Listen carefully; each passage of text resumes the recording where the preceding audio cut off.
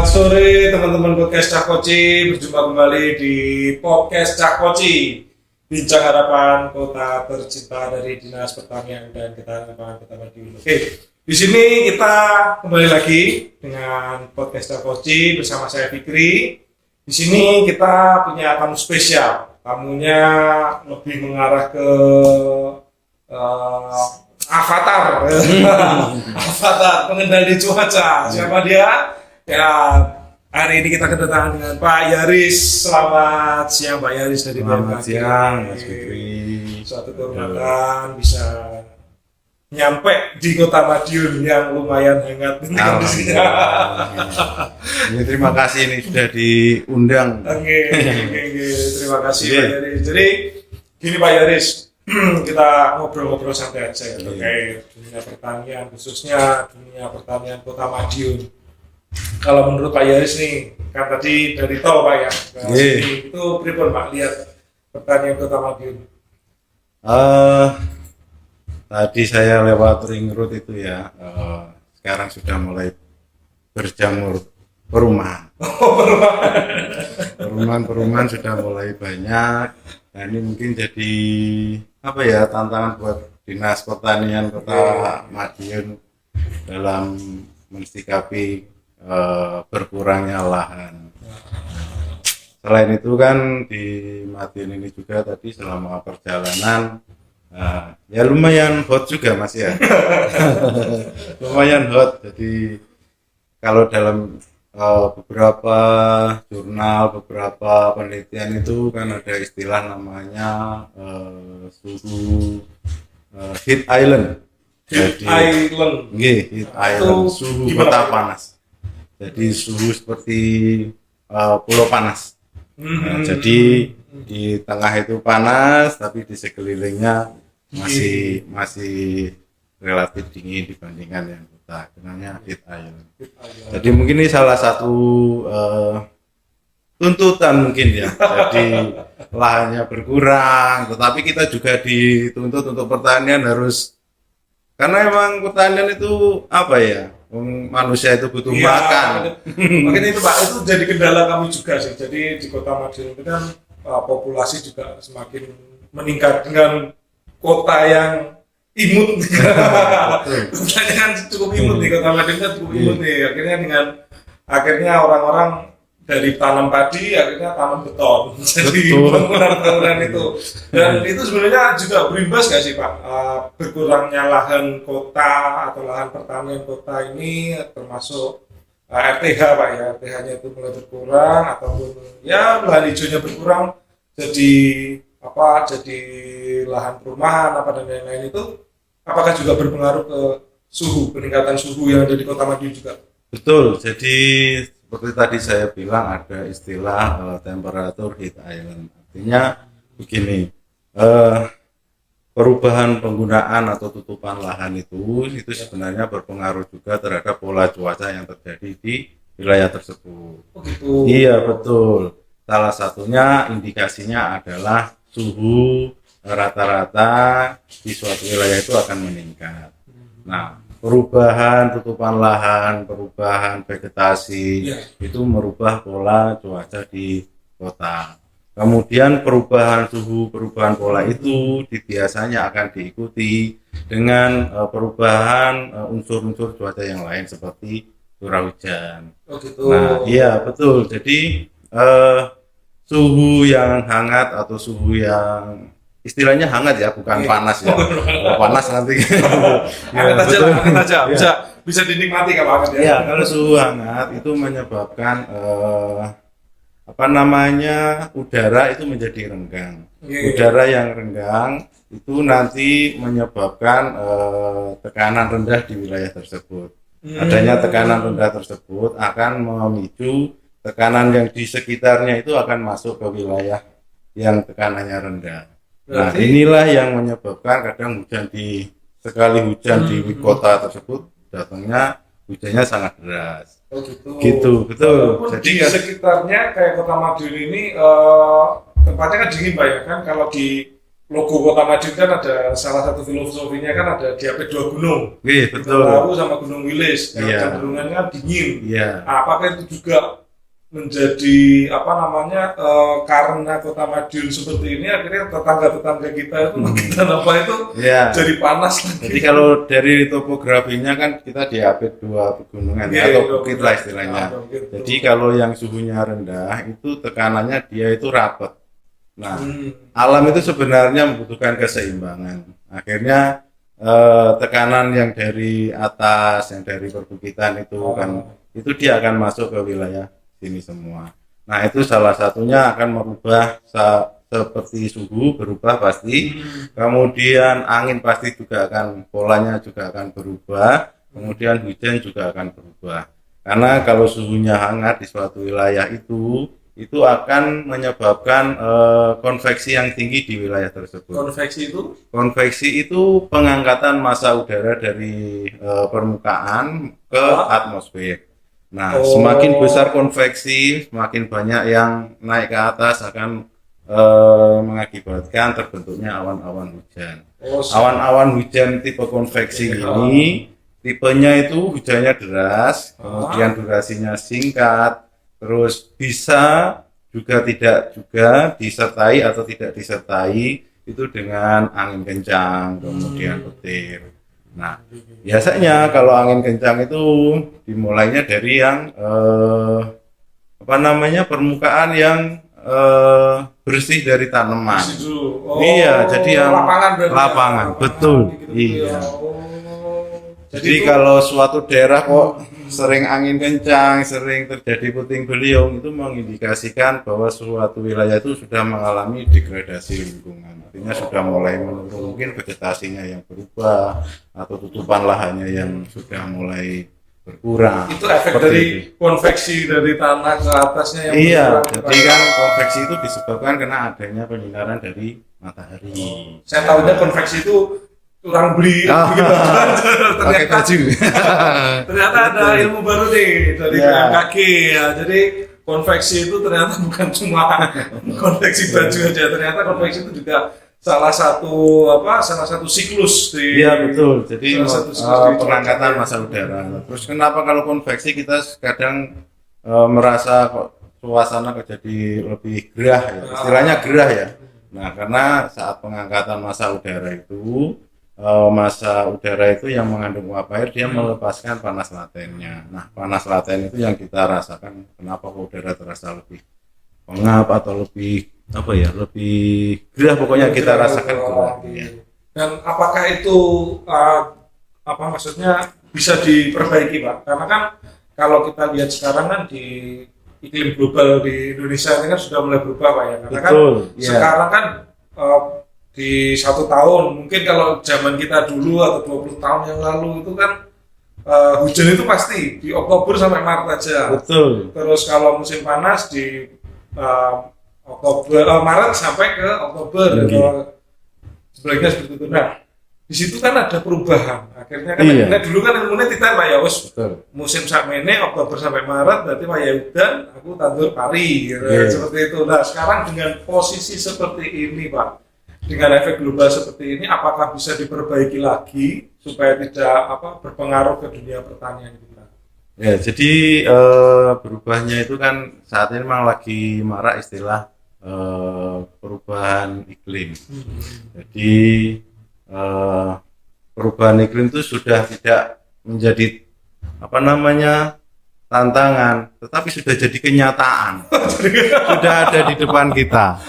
Nah, itu dari data pengamatan yang BMKG lakukan itu selama 30-40 tahun ke belakang itu dari tahun sekitar 80 sampai 2000 itu garisnya masih biru, artinya masih dingin atau masih sejuk lah, istilahnya gitu. Kemudian di atas tahun 2000 itu yang sudah mulai revolusi industri itu garisnya sudah mulai memerah.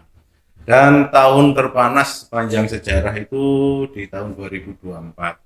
Jadi peningkatan suhu, peningkatan suhu itu mencapai 1 derajat, bahkan lebih 1, berapa gitu. Tapi jika di rata-rata kenaikan tahun 2024 itu sekitar 0,8 derajat Celcius. Berarti selain industri itu kan memberikan sisa karbon ke atas Pak ya, itu juga menjadi penyebab utama perubahan Iya, iklim juga. salah satunya itu. Berarti kalau seumpama gini Pak, ini kan biasanya kita konsultasi sama petani ngobrol-ngobrol itu kan kadang setelah panen itu damene itu dibakar. Itu apakah juga menjadi salah Iya, satu? betul, iya. Oh gitu. Sebenarnya Oke. dari sisi petani juga ada sumbangsihnya, walaupun mungkin kadarnya tidak sebanyak pembakaran fosil. Seperti apa namanya mobil, Oke. ya, motor dan sebagainya. Dari sisi pertanian juga ada seperti pembakaran itu tadi. Iya, pembakaran Kemudian dari pupuk kimia juga ada andilnya. Pupuk kimia. Ada andilnya Pupuk kimia kan juga. dimasukkan ke tanah Pak. Ya. Itu efeknya ke atas gimana? Ya kan pupuk kan setelah nyampe kan ada yang yang disebar juga tuh ya. Iya, ada Nah yang itu kan disebar. dia menguap. Nah pupuk itu kan mengandung beberapa zat Iya, kimia. Jadi iya. mungkin tidak sebesar Yang kayak fosil tadi. iya betul, tetapi ada sedikit andil juga. Seperti kayak apa namanya septic tank itu kan sebenarnya ada juga zatnya yang berpengaruh terhadap kondisi perubahan iklim. Tapi kan mungkin tidak sedahsyat atau sebesar kalau apa namanya pembakaran fosil. Berarti Betul. buat teman-teman petani ya, kalau seumpamanya ada opsi untuk tidak dibakar, lebih baik tidak usah dibakar. Jadi damennya biar di lahan, langsung dirotari, jadi pupuk organik saja. Itu jauh lebih Betul. baik Pak ya, Iya. daripada harus dibakar, nanti harus kasih pupuk kimia lagi, jadi double-double kita kasih sumbang ke Betul. perubahan iklim kayak Mungkin gini. karena kayak pembakaran hutan di luar-luar Oke, Jawa oke, itu kan oke. sebenarnya dia hanya nyari efisiensi aja. Iya. Cara cepat membersihkan lahan itu memang dibakar. Ya. Mungkin iya. tidak memikirkan efek dari membakar itu seperti apa gitu. Pak, ngobrol-ngobrol soal panas, iklim panas sangat apa? Ini saya tawarin jenengan. Ini coba Pak. Ini namanya air minum Rowoae Pak ini Pak. Ini asli dari Kota Madiun. Nah, ini produk asli Kota Madiun. Coba monggo. Tanpa dicicipi bahan dulu. pengawet ini ya. Tidak, ini coba barangkali seger bisa mengademkan cuaca Madiun yang gimana saya gini. Monggo dicoba. Mari bareng-bareng kita coba Rowoae teman-teman ge.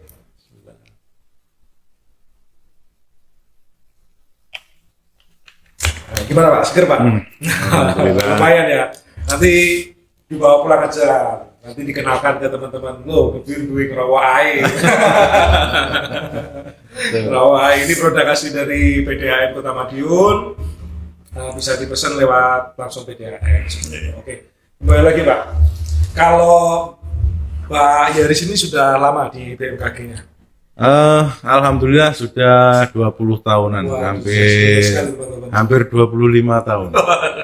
Berarti sudah sering melanglang buana Pak Ge. Kalau dengan ini Pak, dengan kehidupan petani, apakah sering Bapak juga memberikan sosialisasi terkait apa ke petani-petani terkait iklim? Saya dengar katanya ada sekolah iklim juga untuk petani katanya Pak. Iya betul, jadi di BMKG itu setiap di BMKG benar ada 3 ya. Iya.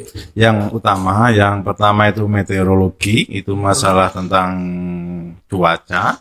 Kemudian klimatologi itu juga sebenarnya sama dengan cuaca, hanya saja skalanya yang berbeda. Kalau meteorologi skalanya hanya sampai mingguan, kalau klimatologi itu skalanya bisa bulanan, tahunan, bahkan dekade. Nah ini biasanya orang mengenalnya dengan musim.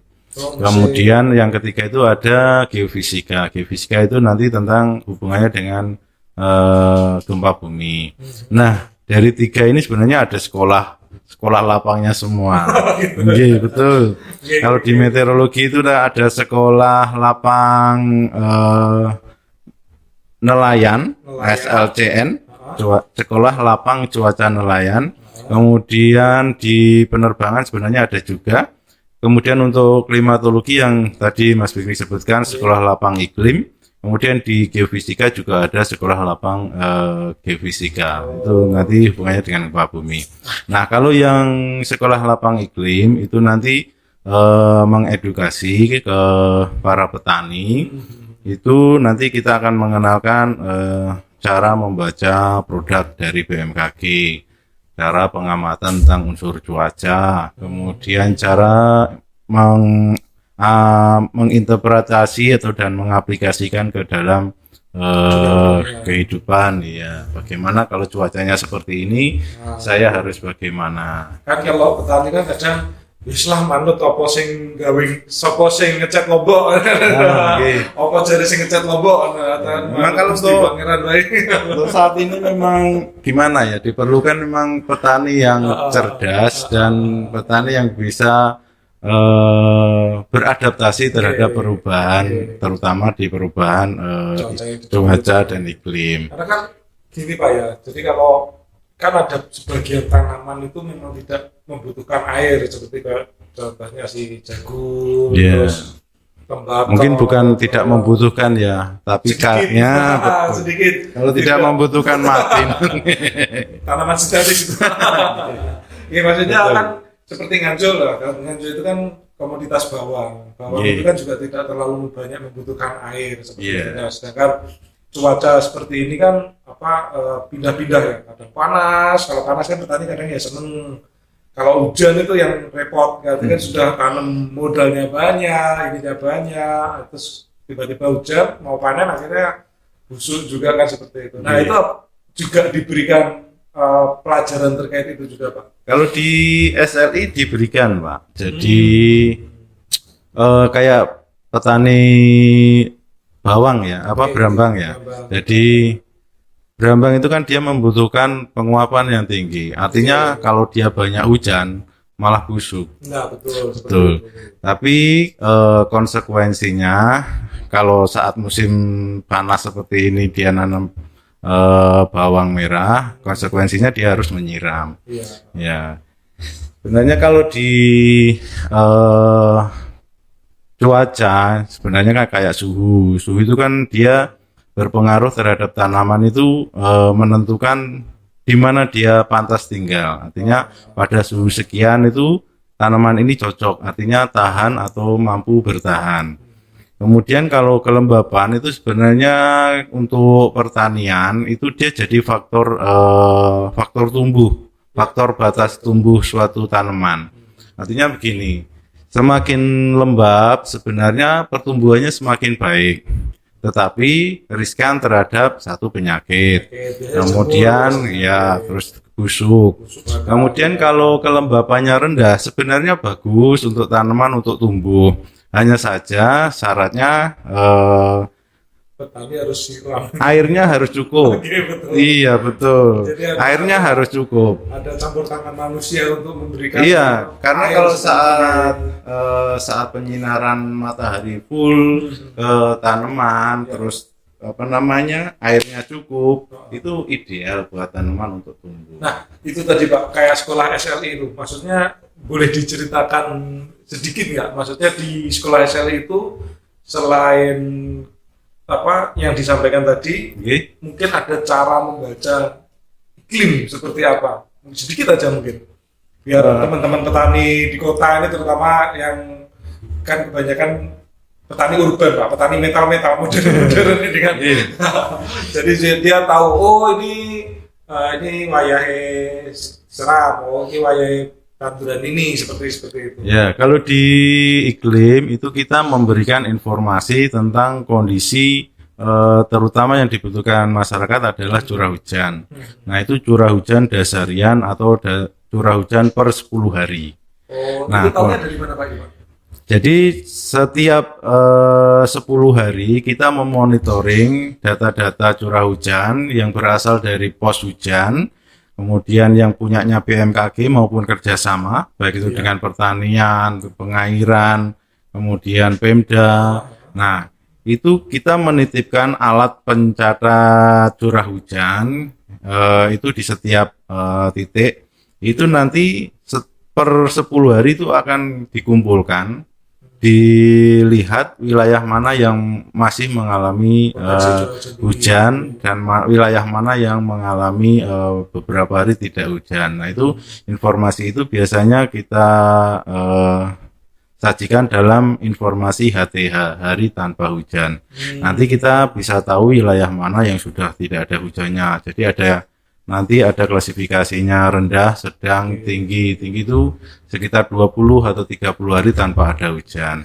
Nah, itu perlu adanya perhatian khusus dari pemerintah atau dari para petani.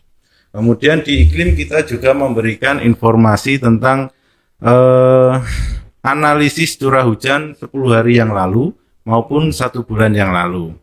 Kemudian setelah itu kita memberikan perakiraan curah hujan per dasarian untuk para petani itu biasanya per 10 hari. Jadi ke depan berarti. Iya. Jadi misalkan ini di bulan September, kita menganalisa di September dasarian 1, maka kita nanti akan memberikan informasi selain hari tanpa hujan, itu perakiraan dasarian 2, dasarian 3 sampai bulan berikutnya 1 dasarian bulan berikutnya, artinya 1 bulan. Gitu. Tapi per 10 hari. 1 bulan ke depan bisa diprediksi, tapi dipecah per 10 hari. Iya, betul. Nah, karena kalau iklim itu dia skalanya luas, artinya skalanya panjang. Terus ilmu yang dipakai dalam iklim itu kan dia ilmu statistik dan ilmu peluang. Nah, jadi peluang dalam 10 hari berikutnya itu kira-kira peluang hujannya berapa persen, nah, terus curah hujannya berapa mili. Nah, ini berbeda dengan meteorologi atau cuaca. Kalau cuaca itu skalanya dia pendek, paling lama itu 7 hari. Seminggu. Iya, betul. Jadi kalau kita selama ini mendengar atau menyaksikan di TV atau di radio atau di majalah atau di koran, nah itu skalanya meteorologi, artinya harian dan mingguan. Paling banyak paling jauh itu 7 hari. Jadi kalau yang meteorologi itu dia menginformasikan cuaca harian, besok hujan apa enggak, hari ini hujan apa enggak. Tingkat keakuratannya berapa, Pak? Kan kadang petani kan mendung merepet. Takutnya nanti kayak jadi lagu di Denny Canan, Pak. Mendung tanpa hujan. Apakah seperti itu bisa petani tahu dengan cepat seperti itu, Pak? Memang dibutuhkan untuk selalu mengupdate informasi. Jadi berdasarkan para pejabat BMKG pusat bahwa perakiraan kita itu 90% akurat. Tetapi ada 10 faktor 10% ini yang menyebabkan 90% itu kadang kurang akurat. Nah, makanya untuk menutup yang 10% itu kita update terus. Misalkan begini, misalkan kita mendeteksi adanya cuaca ekstrim 3 hari atau 5 hari ke depan. Nah, itu kita memprediksi sudah, wah ini 5 hari ke depan atau 3 hari ke depan akan terjadi hujan lebat atau angin kencang. Nah, untuk menutup yang 10%, karena kan sifat atmosfer itu kan dinamis. Artinya dinamis itu setiap saat itu dia berubah. Bergeser lah. Nah, iya, kondisinya itu berubah. Mungkin saat ini dia stabil, ternyata nanti 1 jam berikutnya labil, berubah lagi. Nah, untuk menutup yang 10% ini supaya yang 90% tetap akurat, itu biasanya kita selalu mengupdate-nya. Nah, kalau misalkan perakiraannya 3 hari ke depan, itu setiap hari kita update terus.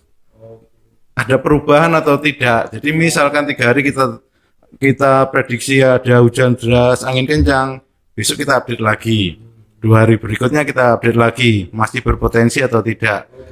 Kalau masih berpotensi, perhitungan kita misalkan masih berpotensi, besoknya lagi H-1 kita update lagi, masih berpotensi atau tidak. Nah, misalkan masih ada peluang cuaca ekstrim, pas harinya kita update. Nah, pas harinya itu kita update tiap jam.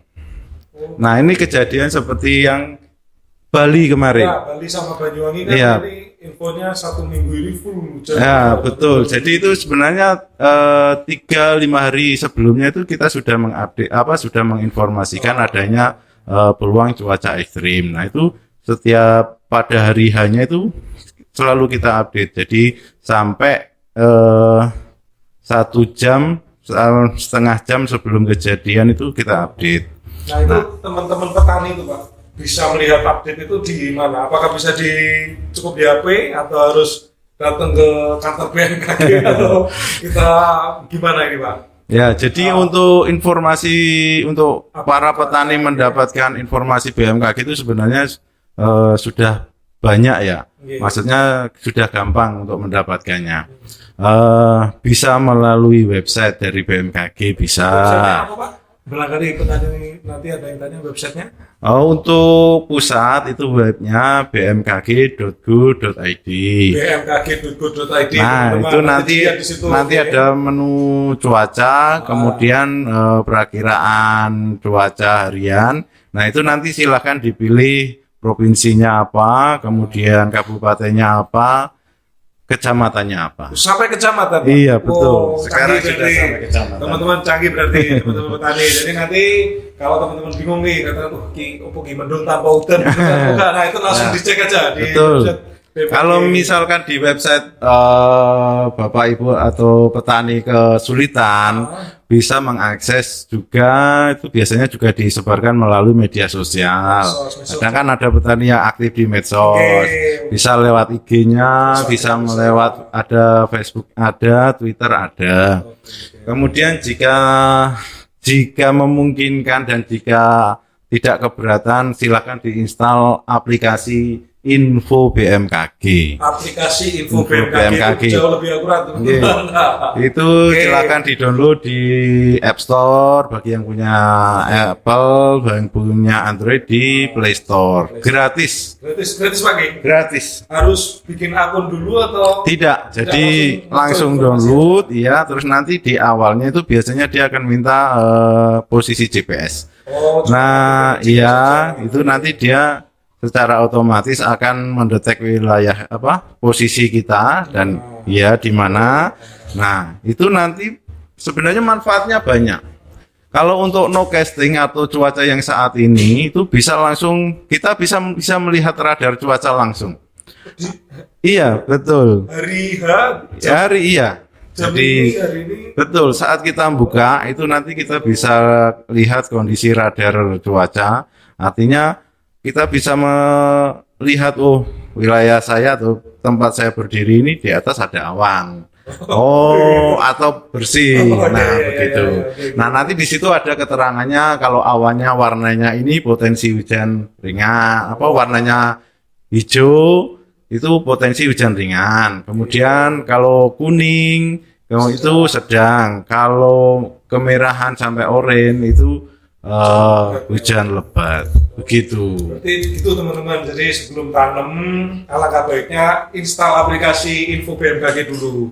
Coba aja dulu, dipelajari, dilihat dulu. Nanti takutnya sudah tanggul padi tiba-tiba kayaknya udan.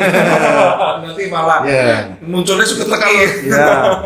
Jadi di Info BMKG itu ada cuaca atau meteorologi, kemudian itu perakiraan cuaca, kemudian klimatologi juga ada. Yang jangka waktu setahun itu bisa keluar betul. Jadi perakiraan musim saat ini musim apa? Nah, itu juga kita selalu mengupdate setiap bulan, itu selalu kita update perakiraan musim. Misalkan saat ini kita memprediksikan untuk normalnya kan di Kota Madiun itu kan untuk musim penghujan itu kan jatuhnya di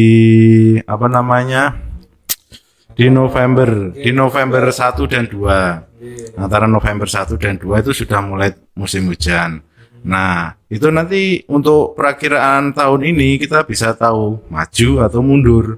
Artinya kalau maju, kita hitungannya kalau musim dasarian ya, per 10 hari ya. Kalau maju berapa dasarian, 10 hari atau 20 hari. Nah, kalau mundur berapa dasarian. Nah, kita bisa mengetahui kondisi itu sehingga kita bisa memprediksi kan? Iya, untuk bertani kita bisa merancang kita nanti mulai sebar benih di apa begitu. mulai banyak hujan di dasarian berapa Jadi begitu. kan sementara ini kan petani Kota Madiun Mbak ya khususnya Iya. itu kan pokoknya berpanen terus mari ngono habis itu sudah diistirahatkan dulu 1 minggu 2 minggu terus baru olah lahan tapi juga kadang nunggu hujan hutan ini kapan sore kapan ini Ya, jadi seperti itu juga. sebenarnya kan adanya bidang meteorologi, klimatologi itu saling melengkapi. Artinya begini, bidang klimatologi itu memprediksi untuk 10 hari ke depan itu Bisa, hujannya totalnya misalkan 100 mm. Nah, distribusinya per hari itu dijelaskan oleh meteorologi ini tadi melalui perakiraan cuaca. Oh, besok hujan, besok tidak hujan, mungkin 2 hari lagi hujan, 3 hari lagi hujan. Nah, itu sebenarnya saling melengkapi. Jadi jangan bingung kalau kita membaca produk dari klimatologi. Minggu ini harusnya hujannya 10 kok nggak hujan-hujan. Lah, kapan hujannya? Lah, kapan hujannya itu dijawab oleh bidang meteorologi itu tadi. Karena saya juga ini sih Pak, kadang saya juga lihat si info BMKG itu kan kalau malam kan saya kadang sepedahan. Jadi sebelum sepedahan itu saya lihat dulu nih. Malam ini katanya hujan mau boten. Nah, kalau hujan berarti saya nggak mau pedahan. Pernah sekali saya nggak luput nggak lihat itu kadung pedahan tekan alun-alun udah akhirnya ya sudahlah saya iup dulu. Nah, mungkin untuk kedepannya ya mungkin ya syukur-syukur terrealisasi itu untuk perakiraan cuaca sampai tingkat desa. Nah ini alhamdulillah sudah sampai tingkat kecamatan karena kan untuk mengolah data yang begitu besarnya memang diperlukan super komputer. Iya. Data lah ya. Iya betul. Jadi perlu apa namanya komputer yang memang sangat iya. Kalau cuma Intel Pentium aja cukup ya.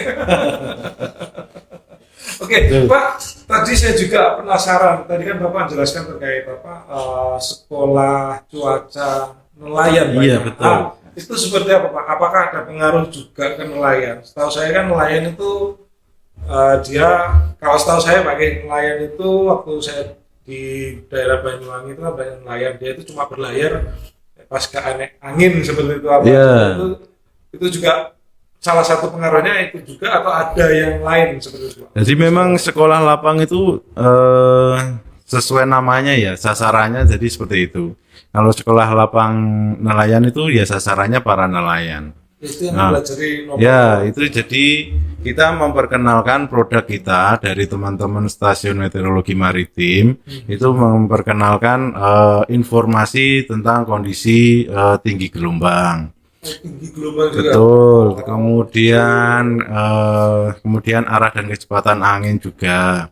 Kemudian arus juga diinformasikan. Itu bisa kelihatan Pak berarti di sekolah itu kita juga ya nanti kita diberikan simulasinya juga bagaimana cara mengenerate data ini supaya menghasilkan kondisi arusnya seperti ini begitu.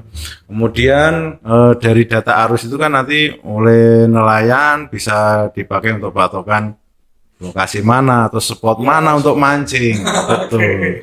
Karena biasanya pertemuan arus itu kan banyak ikannya, betul. Terus misalkan kalau tinggi gelombang segini itu tidak cocok atau tidak baik kalau kita berlayar atau kemudian selain itu tinggi gelombang itu untuk penyeberangan juga itu misalkan untuk kapal-kapal itu kan ada syaratnya. Misalkan kalau ketinggian di atas 1 meter ya harus kapal-kapal besar. Kalau kapal kecil ya kebalik.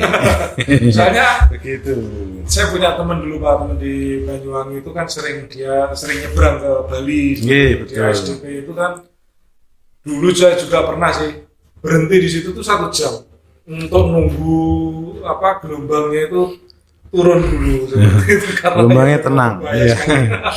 Ya, jadi sebenarnya banyak faktor ya kalau kita bicara tentang gelombang. Tapi sebenarnya yang utama itu adalah angin. Nah, nanti kita cari penyebabnya angin itu besar kenapa? Karena kan banyak, misalkan ada tekanan rendah, kemudian adanya apa namanya pertemuan angin dan macam-macam begitu. Jadi nanti di sekolah lapang cuaca nelayan itu Ya. akan diberikan ya seperti SLI tadi. Jadi kita memperkenalkan produk teman-teman. Kalau SLI ya teman-teman di Klimat. Terus selain itu nanti cara membacanya seperti apa. Terus nanti untuk prakteknya itu biasanya langsung ke lapangan.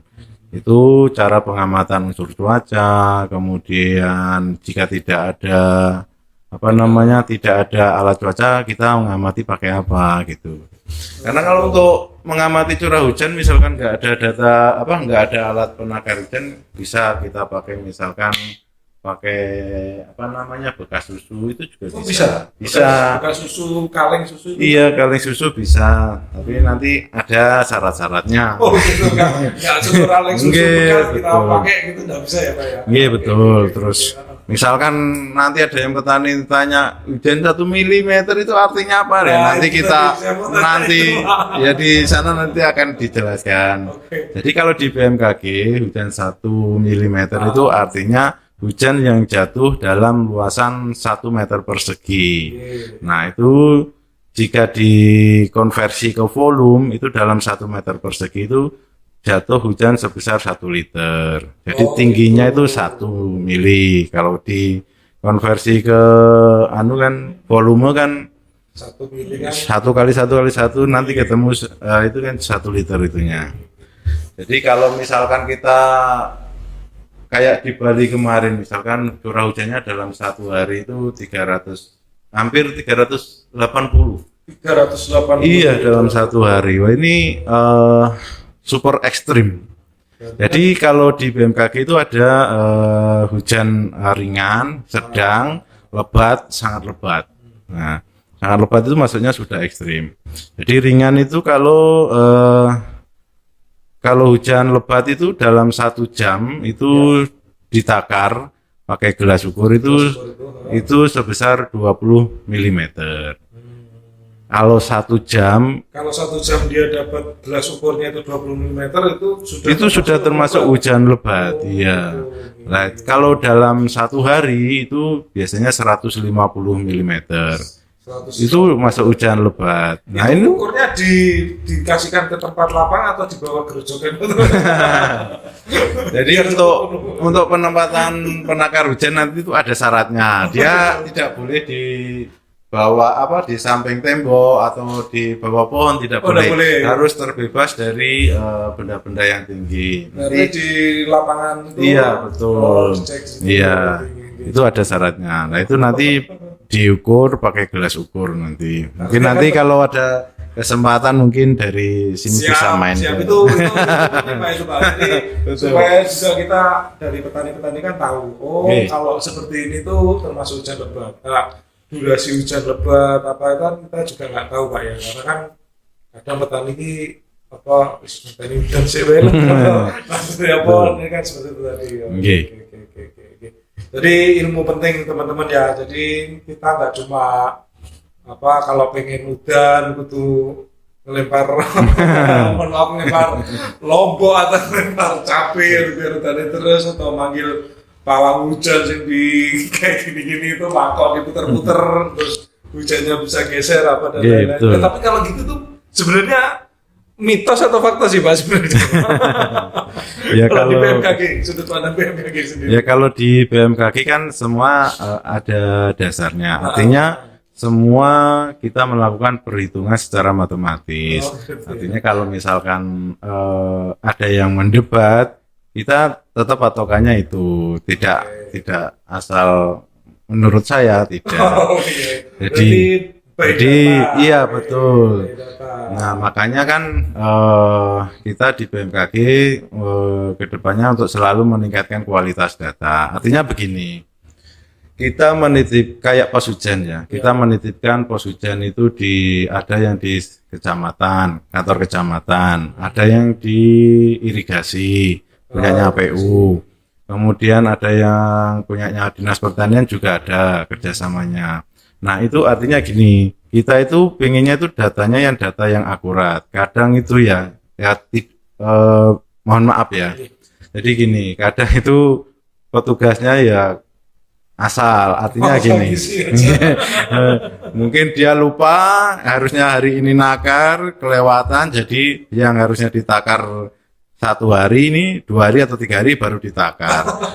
Nah, terus nanti coro gampangnya langsung bagi telu atau bagaimana. Nah, itu artinya dia tidak akurat. Artinya bagaimana? Data yang tidak akurat ini itu nanti ke depannya akan dipakai terus sampai nanti. Karena klimatologi itu dia itu history data. Iya, jadi kalau datanya salah sampai 10 tahun, 20 tahun yang akan datang itu akan dipakai terus datanya. Ya kalau salah ya mohon maaf, mungkin ya kita juga salah juga akhirnya untuk perakiraannya. Tapi kan itu stasiun banyak Pak ya, enggak cuma Iya, betul. di prosentase kita. Iya. Tapi sekarang kan sudah lebih dari 90% ya tingkat keakuratan Iya, pembacaan betul, data 90%. cuaca itu gitu. Iya. Jadi memang benar teman-teman, penting sekali teman-teman ketika mau tanam, katakan mau tanam padi ataupun tanam tanaman, pertanian farming, pertanian urban farming terutama di Kota Madiun ini, teman-teman juga harus lihat. Karena kan seperti urban farming di Kota Madiun itu kecenderungan pengen tanam lombok Pak sebenarnya kan. Tapi kan kalau lombok kan ya itu tadi ya tidak bisa tahan terlalu sering dengan hujan. Karena kalau sering hujan dia bisa kena layu fusarium, busuk dan lain-lain. Tapi di sisi lain teman-teman pengen nandur lombok untuk urban farming itu karena ya untuk menekan inflasi, karena kan harga lombok Ya mungkin jadi ya mungkin salah satu ininya ya dengan rumah apa? Greenhouse, betul. Jadi intinya kan sebenarnya greenhouse itu dia memposisikan cuaca atau kondisi itu seperti idealnya, iya, yang dibutuhkan oleh tanaman itu. Jadi karena mungkin kalau di terbuka sudah tidak ideal, artinya pakai greenhouse itu tadi. Jadi teman-teman benar ya, terutama teman-teman P2L yang greenhouse-nya rusak, yang greenhouse-nya bolong-bolong, segera diperbaiki. Karena ternyata benar dari kata Pak Yaris ini, greenhouse itu dibuat menjadi rumah dengan lingkungan yang sesuai dengan kondisi tanaman Pak Kiai. Betul. Iya. Nanti yang PR kita itu tanaman yang di lahan berarti Pak ya. Iya, itu kan juga. Memang kan kalau untuk iklim cuaca itu kan di luar kendali manusia. Artinya dalam usaha bertani itu kalau untuk lahan kita bisa mengupayakan, artinya misalkan kurang asam pH-nya atau terlalu basah, kita bisa iya betul. Kemudian kalau misalkan pengen tanaman yang tahan lama, kita bisa pilih misalkan tanaman yang bibit unggul. Nah, kalau untuk cuaca ya dan iklim itu kan kita tidak bisa. Betul, karena ini kan kekuatan alam. Jadi memang diperlukan petani-petani yang bisa beradaptasi terhadap perubahan kondisi cuaca dan iklim. Karena saya lihat kan sekarang perubahannya mau benar-benar cepat. Kayak ini kan Madiun ini pagi itu cerah sekali. Sekarang itu sudah mendung. Nanti Batu Asar biasanya udah langsung hujan seperti ya, itu. Jadi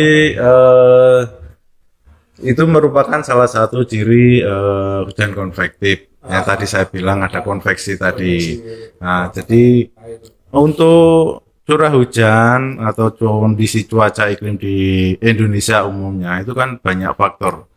Karena posisi Indonesia itu diapit dua benua. Benua Asia dan Australia, kemudian dua samudra antara Hindia dan Pasifik, kemudian wilayah kita yang pulau-pulau dikelilingi banyak perairan laut gitu ya. Termasuk Khatulistiwa itu juga. Iya, itu juga ngaruh juga. Nah, makanya memperakirakan cuaca di Indonesia itu lebih sulit dibandingkan kondisi yang lintang menengah ke atas. Karena kondisi lintang menengah ke atas itu dia sifatnya stabil. Artinya gini, misalkan ini terjadi musim ini ya, dia kondisinya itu dia berubahnya itu lama. Ya. Tapi kalau di Indonesia itu tidak, karena memang posisi kita ada di Katulistiwa, terus kemudian banyak unsur yang cawe-cawe yang mempengaruhi kondisi iklim itu tadi, ada samudra, ada benua, kemudian pulau-pulau, karena bentuk negara kita ini pulau-pulau. Bukan cawe-cawe dukun yang bukan lah ya. Ya, kemudian topografi wilayah yang sangat beragam itu menjadikan Indonesia itu menjadi tantangan untuk para forecaster atau perakirawan itu dalam membuat suatu perakiraan. Makanya kadang metode di sana itu belum tentu diterapkan di sini. Belum cocok Pak ya. Begitu. Betul. Terus ya, gimana? Jadi kan musim di Indonesia itu sebenarnya cuma dua aja. Betul. Iya. Betul. Kalau musim durian Musim kemarin. itu tambahan itu ya. Jadi dua musim ini tapi sangat susah. sekali perputaran. Betul. Jadi kan dalam memperakirakan musim hujan, musim kemarau itu kita harus memperhatikan kondisi globalnya, kondisi regionalnya, sama kondisi lokalnya. Untuk kondisi globalnya itu ya tadi dua samudra itu, apakah di Pasifik itu ada El Nino, ada La Nina, kemudian di Samudra India itu apakah ada Dipole Index, kemudian di yang kondisi regionalnya itu apakah ada monsun Asia atau monsun Australia, kemudian apakah ada gangguan gelombang atmosfer seperti gelombang equatorial Rossby, gelombang Kelvin, Median-Julian Oscillation, banyak, terus low frequency. Terus lokalnya bagaimana? Apakah dia di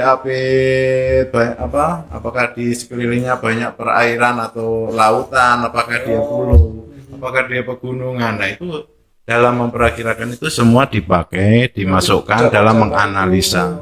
Betul. Dimasukkan semua di samudra itu ada apa? Iya, betul. Australia, Asia ini seperti apa? Kondisi geografisnya juga di wilayah tertentu itu data-data dimasukkan jajaran. Betul. Dianalisa, diproses, akhirnya muncul perakiraan musim. Sebenarnya di Indonesia itu hanya dua yang dominan pengaruhnya untuk musim ya. Jadi Asia dan Australia. Monsun Asia. Monsun itu apa, Pak? Monsun itu perubahan angin secara periodik selama 6 bulan. Teorinya seperti itu ya. Kecepatan angin atau gimana? Kalau monsun Asia itu angin bertiup dari benua Asia menuju ke Australia. Ya. Kalau monsun Australia itu angin bertiup dari benua Australia menuju ke Asia. Nah, kita di Indonesia mungkin tidak familiar untuk masyarakat terutama ya, tidak familiar monsun ya. Familiarnya angin baratan, angin timuran. Betul. Ya, dulu yang saya belajar iya. di sekolah. Angin baratan itu ya monsun Asia, kemudian angin timuran itu monsun Australia. Nah, itu sebenarnya dua ini sebenarnya kan angin pasat toh. Jadi bertiup setiap tahun itu bertiup. Nah, dia berubah secara periodik itu setiap 6 bulan. Berubahnya karena dia mengikuti gerak semu matahari. Jadi saat matahari ada di belahan bumi utara itu monsun Australinya yang dominan.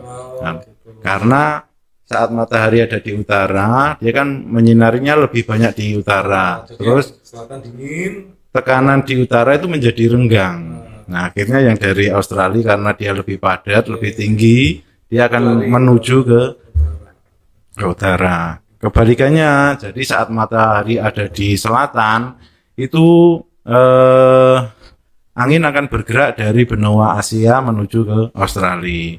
Karena saat matahari di selatan, itu matahari bersinar penuh di selatan, udaranya menjadi renggang, suhunya hangat, maka yang dari Asia masuk ke wilayah kita. Karena dari Asia itu melewati samudra yang luas, Samudra Pasifik, itu makanya dia membawa massa uap air ke wilayah Indonesia. Maka kita mengenalnya dengan istilah musim penghujan. Karena apa? Iya. Nah, sebaliknya kalau saat monsun Australia yang kuat, karena asalnya dari daratan Australia yang kering dan tidak melewati luasnya samudra, makanya kita mengalami kemarau. Betul.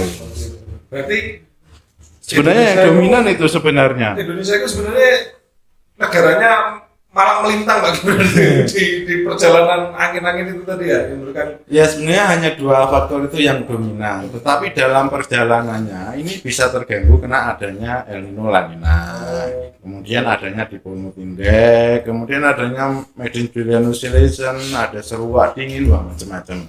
Nah saat seperti ini ya, ini kan masih sebenarnya masih memasuki musim kemarau. Harusnya kemarau. Iya betul, tapi beberapa hari ini kita sudah mulai turun hujan walaupun tidak sederas saat musim penghujan.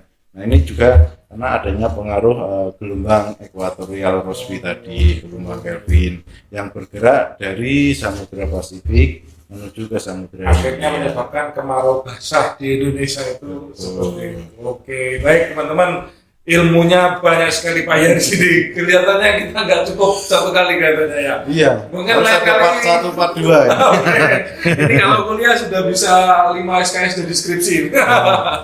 Oke. Besok di sini disiapkan aja Mas, kalau biar disiapkan monitor, jadi penggambarannya betul, bisa lebih masyarakat kalau ini juga lebih. Mungkin kalau lewat keterangan mungkin masih bingung nggak ya? Masih menerawang. Oke, Betul. jadi nanti kita sediakan monitor biar kita itu bisa lihat langsung perkiraan. Iya, nanti saya bisa tunjukkan di El Nino La Nina itu posisinya di mana, di Polmut posisinya di mana, lebih Oke, siap Pak Yaris, terima kasih banyak ilmunya dari BMKG terkait pembacaan cuaca, pembacaan iklim, bagaimana supaya kita tidak tidak salah tandur lah istilahnya, salah tandur.